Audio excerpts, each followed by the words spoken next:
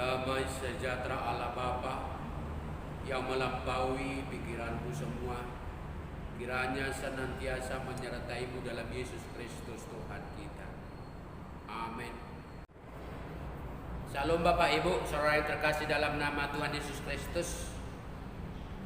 Pada minggu ke-12 setelah Trinitatis ini, kita diberikan firman Tuhan melalui kitab Ulangan pasal 18 ayat 9 hingga 14. Ulangan 18 ayat 9 hingga 14. Firman Tuhan demikian: apabila engkau sudah masuk ke negeri yang diberikan kepadamu oleh Tuhan Allahmu, maka janganlah engkau belajar berlaku sesuai dengan kekejian yang dilakukan oleh bangsa-bangsa itu.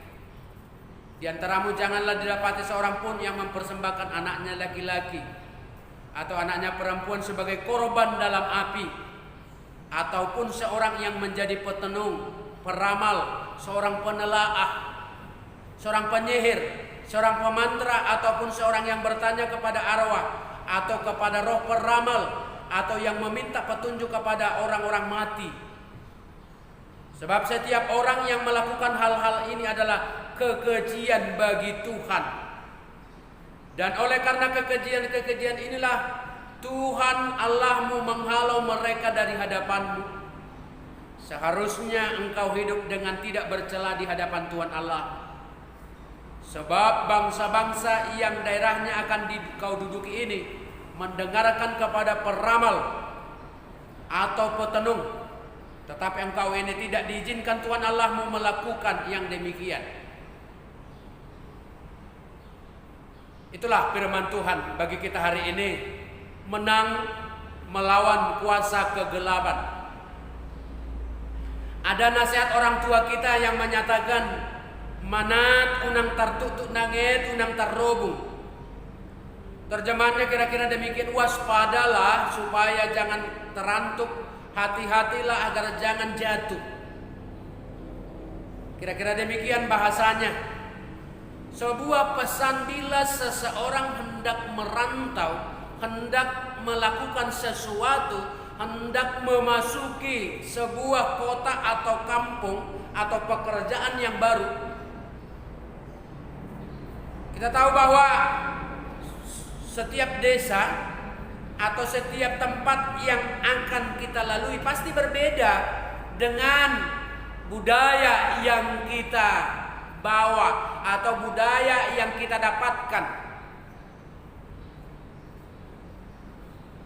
Aktualisasinya juga, karakter orang-orang di sana juga pasti berbeda.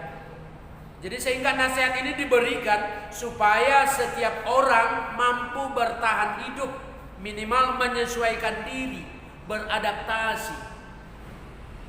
Ditegaskan lebih dalam lagi, dikatakan asing luat, asing siaporna, asing luat, asing duhuna, molo asing luat, asing duada nga. Lain lubuk, lain ikannya, lain tempat, lain beda pula hukumnya.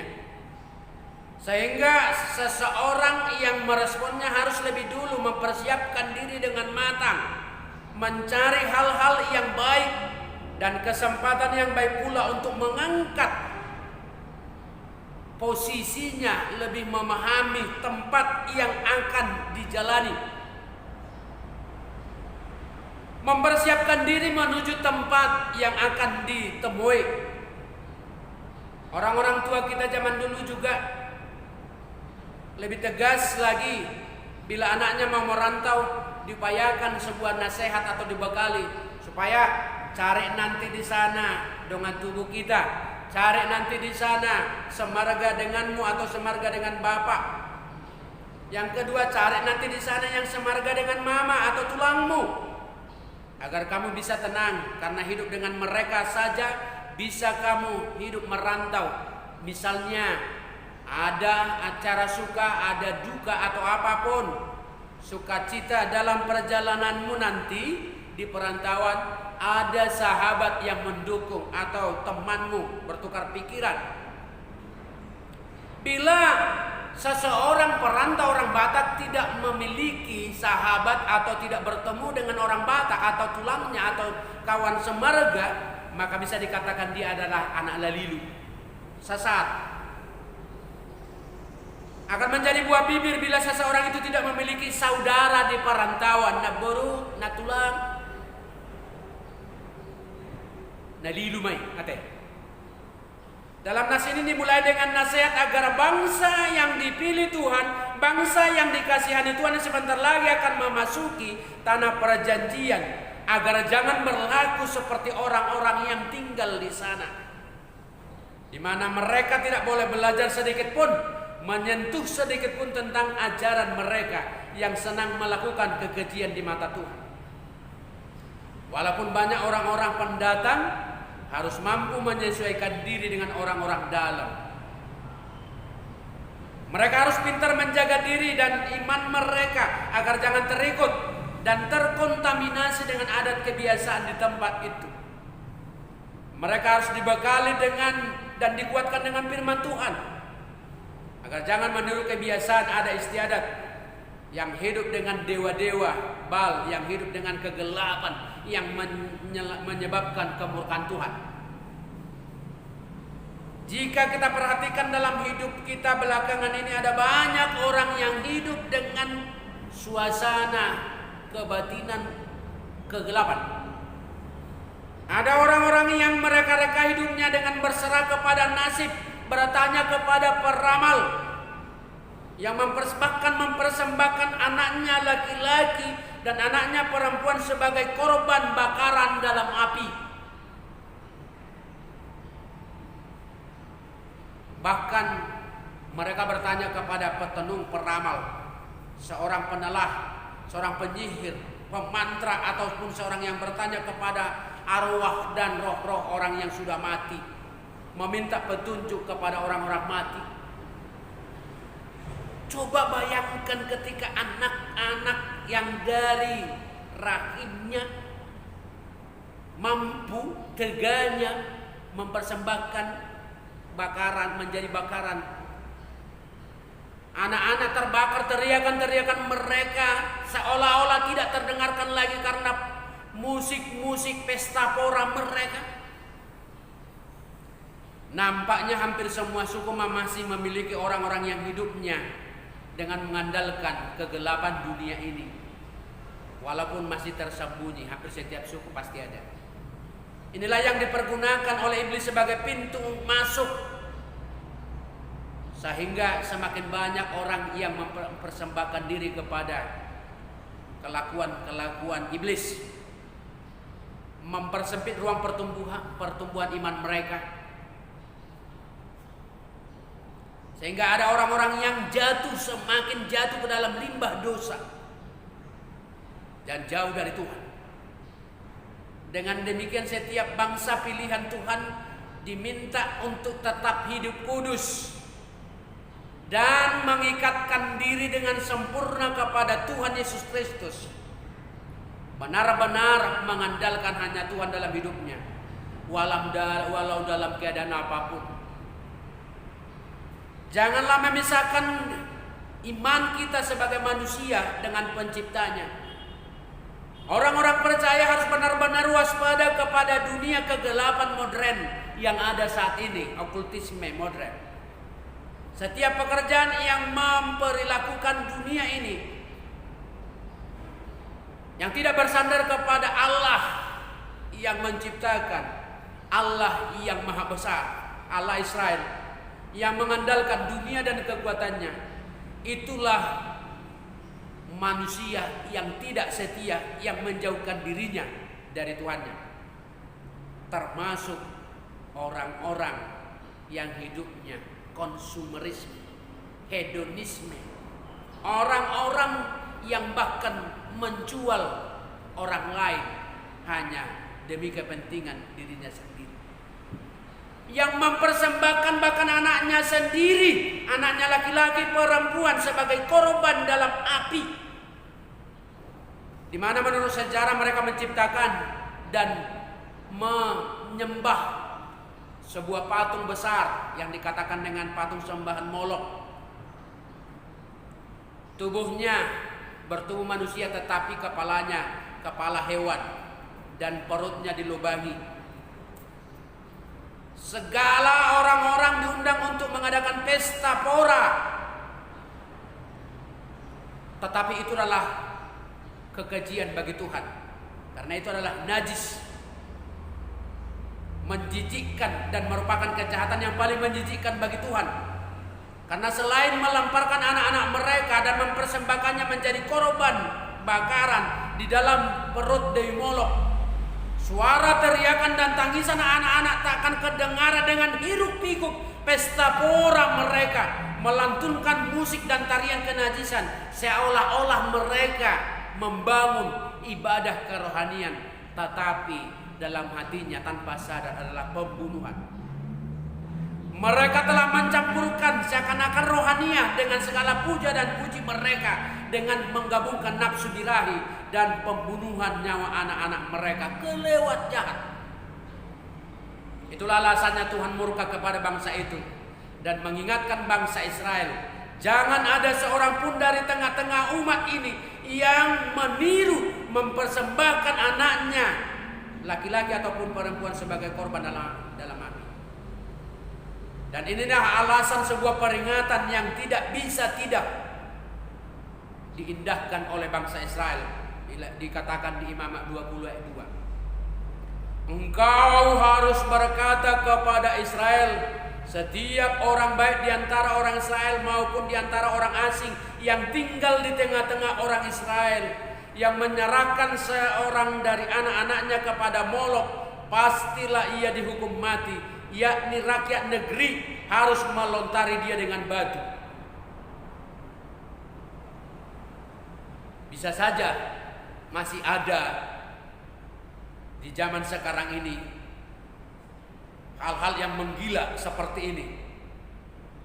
Masih ada orang yang mengorbankan anaknya demi sebuah jabatan atau kekayaan.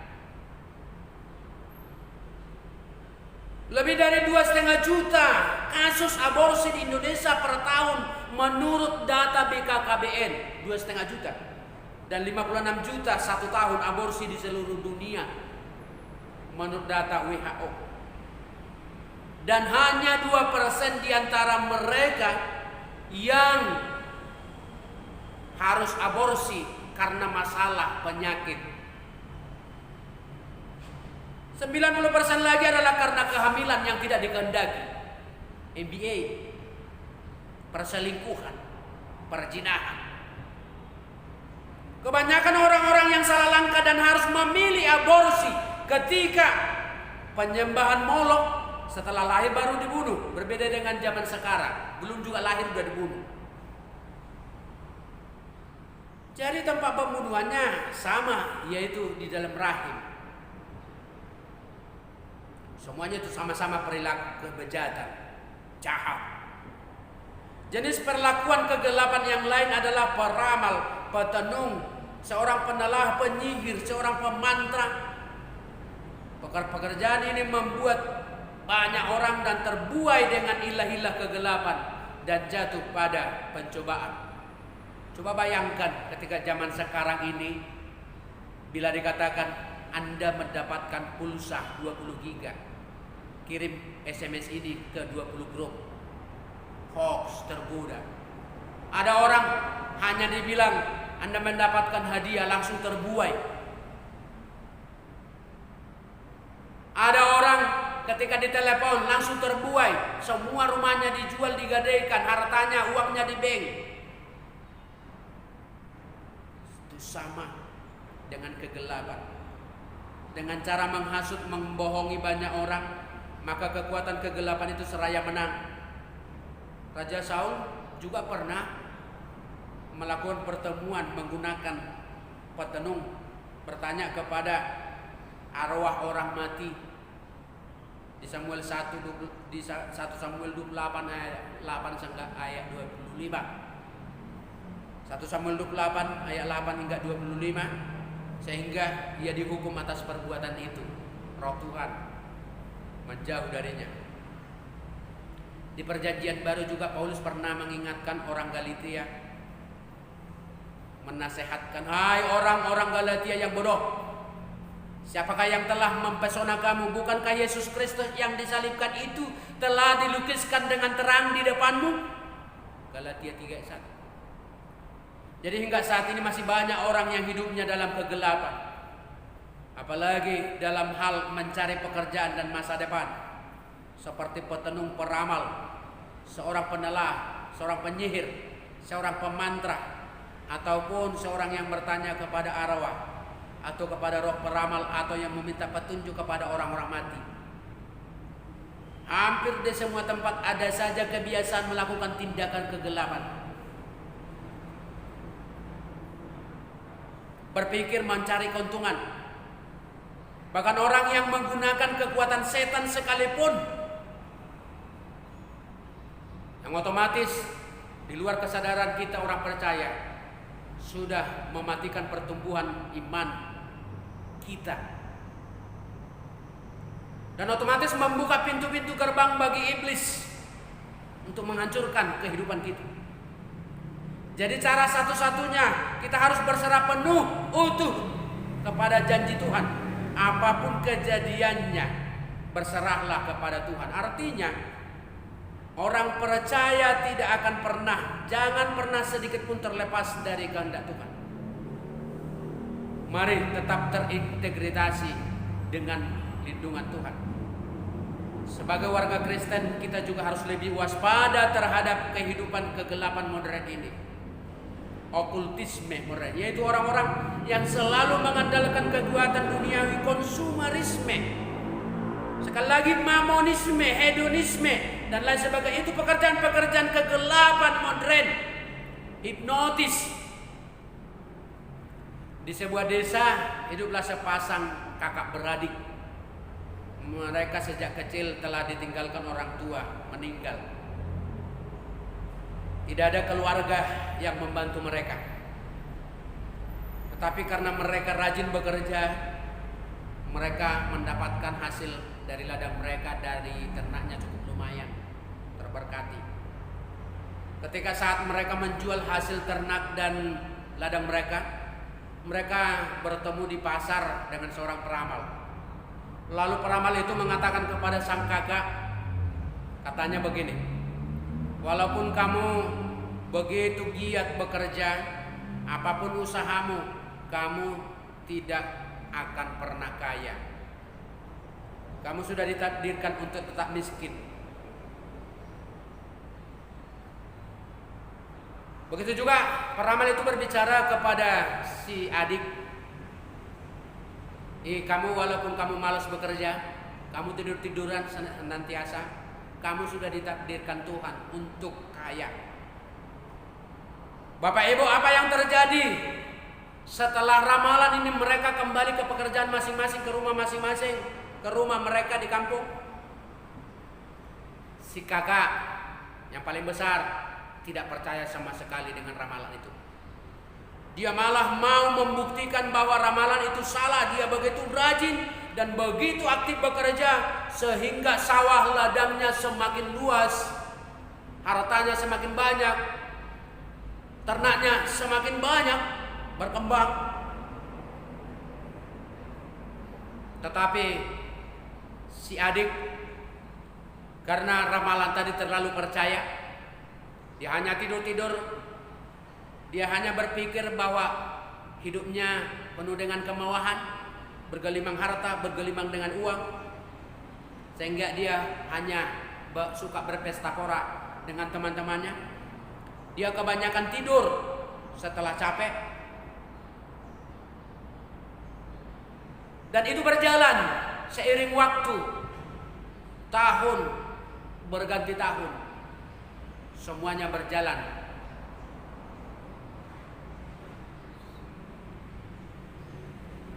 Si kakaknya sukses, tetapi si adiknya, jangankan harta, jangankan ternak yang bertambah, uang sepeser pun tidak ada dalam dirinya.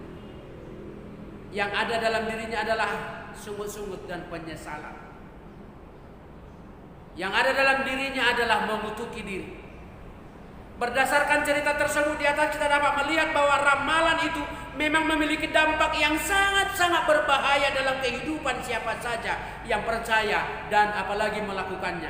Sangat berbahaya buat karir, masa depan, dan pekerjaan kita. Pertanyaan yang dapat kita renungkan pada hari ini adalah, apakah kita masih percaya kepada sebuah horoskop atau ramalan ataupun pekerjaan-pekerjaan kegelapan? Dan sadarkah Anda bahwa ramalan itu sangat berbahaya bagi kehidupan kita?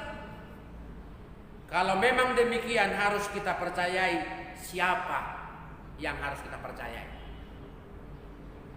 Ya, hanya satu yang dapat kita percayai. Ketimbang mempercayai ramalan, percayalah hanya kepada firman Tuhan.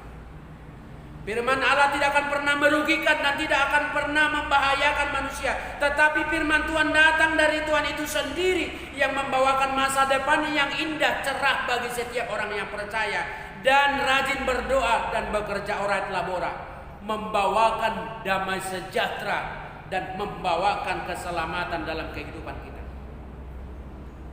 Itulah beberapa hal yang memisahkan orang percaya dengan Tuhannya.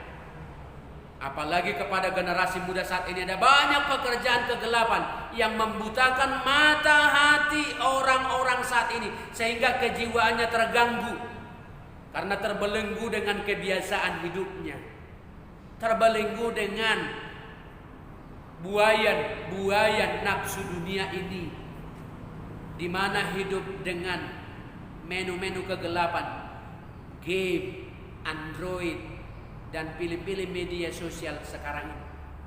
Secara perlahan-lahan sudah menjauhkan jiwa anak-anak muda sekarang jauh dari kendali firman Tuhan, dengan mencuci otak mereka dengan hal-hal yang berbau dunia hitam, sehingga memperoleh tubuh dan pikiran mereka tidak lagi ada roh Tuhan hidup dalam mereka. Kejiwaannya sedang terguncang ketika dia bisa berekstasi. Pertama dengan mencoba-coba, lalu ketagihan, lama-lama kehilangan kesadaran. Ya. Pertama-tama coba dulu seperti pada penciptaan manusia itu. Nanti kamu akan seperti Tuhan, enak, indah. Tetapi Tuhan malah menghukum mereka, menjauhkan mereka dari Taman Eden. Awalnya memang nampak tidak ada masalah, tetapi perlahan-lahan sudah membunuh jiwa dan pikirannya. Bahkan ada yang hingga bunuh diri. Saudaraku yang terkasih dalam nama Yesus Kristus, menang melawan kegelapan itulah tujuan semua orang sehat. Kita tidak bisa lalai dalam menghadapi kegelapan hidup akhir-akhir ini. Apalagi dibarengi dengan pengaruh pandemi Corona 19. Kebanyakan orang yang takut dan acuh, bahkan acuh, sehingga mengguncang hidup semua orang, yang membuat orang hidup beriman semakin samar-samar.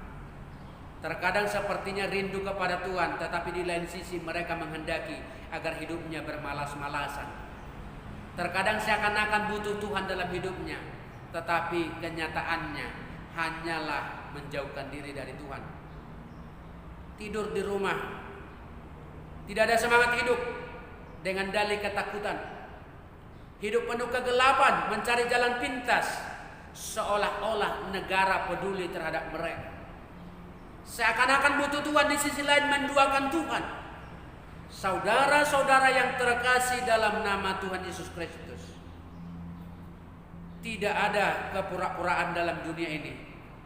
Tidak ada hati yang setengah-tengah. Kita harus bergantung penuh kepada Tuhan. Perhatikan sanak dan keluargamu, anak-anak bangsa ini, lingkungan kita. Bersandarlah penuh pada Kristus, satu-satunya jalan keselamatan bagi kita. Bersama Dia dan di dalam Dia sajalah ada keselamatan. Di tempat lain keselamatan kita tidak dapatkan. Lawanlah kegelapan dengan mengandalkan kekuatan imanmu di dalam Kristus. Apapun bebanmu tidak bisa kita menangkan, hanya beralaskan kekuatan dan pikiran kita. Setiap orang yang berlaku kekejian tidak akan mungkin didapati kesetiaan kepada Tuhan. Walaupun zaman akhir ini masih banyak orang yang bertanya kepada arwah nenek moyang, kepada orang-orang peramal di dunia ini, dan terjatuh kepada penipu-penipu yang meminta keselamatan, penjagaan tubuh, bertanya tentang hari yang baik atau tidak baik. Orang yang kesurupan bahkan percaya bahwa hantu orang yang meninggal memberi makanan kepada arwah nenek moyang mereka. Itu semua mendukakan hati Tuhan. Tanggalkanlah bebanmu itu, karena itu adalah kekejian bagi Tuhan. Untuk itu kuatkanlah ikat pinggang keselamatanmu di dalam Yesus. Harap dan bersandarlah kepada kekuatan Roh Kudus yang senantiasa setia menopang di dalam kekudusan kita dikuatkan. Kita dimenangkan. Berharap dan bersandar kepada kekuatan Roh, kita pasti memiliki hidup yang damai sejahtera. Maka bukalah senantiasa pintu untuk Tuhan, sekaligus menutup pintu untuk pekerjaan iblis, agar kita dapat menjadi pewaris tahta kerajaan Allah di sorga. Tuhan memberkati.